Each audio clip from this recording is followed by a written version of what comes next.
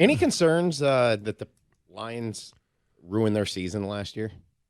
As far as a revenge factor type of thing, yeah. You know, if you look, it didn't work for the Lions against Seattle. I know.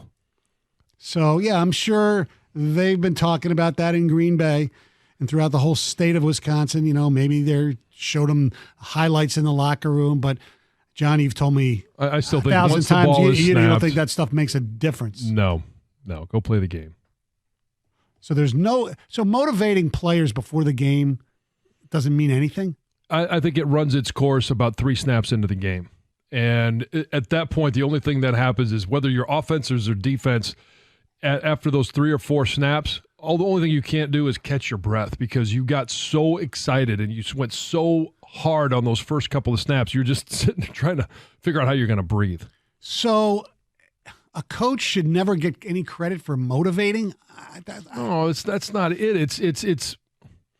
It's what you're using to motivate. Like, I don't think that there's any more motivation in the Lions getting a win at Lambeau Field and keeping them out of the playoffs than other things that a coach can say to motivate a team to go on out there. Okay. At some point, you have to be a self-starter. You have to be a guy that just has motivation yourself. So speeches before the game, that stuff is just basically for Hollywood?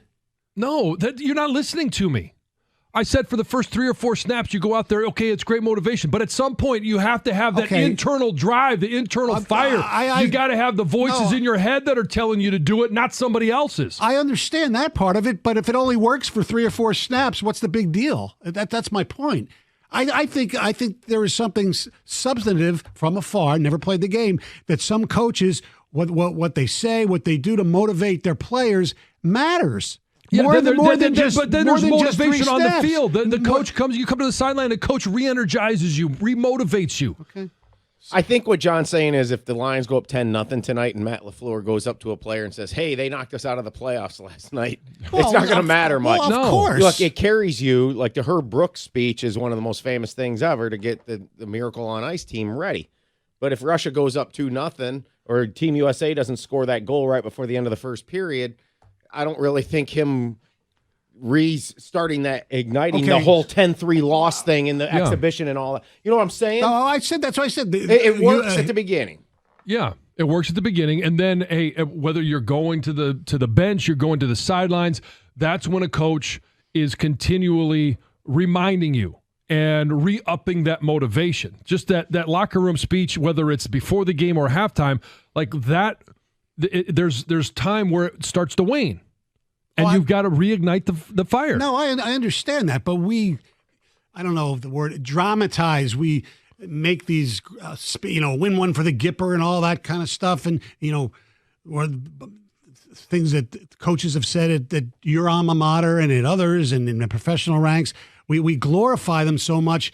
And to me, and I think they're important, but you think that they're overblown a little bit from what I'm getting. That's all I'm saying. They've got to be a part of who you are. Okay, right. Well, yes. Obviously. I mean, Stoney, it doesn't last forever. I mean, you go back to Rocky V when we can all change, and it, ended the Cold War. Which is exactly my point. And the wall fell. Yeah. But now look at things. I know. See, it doesn't last forever. I know.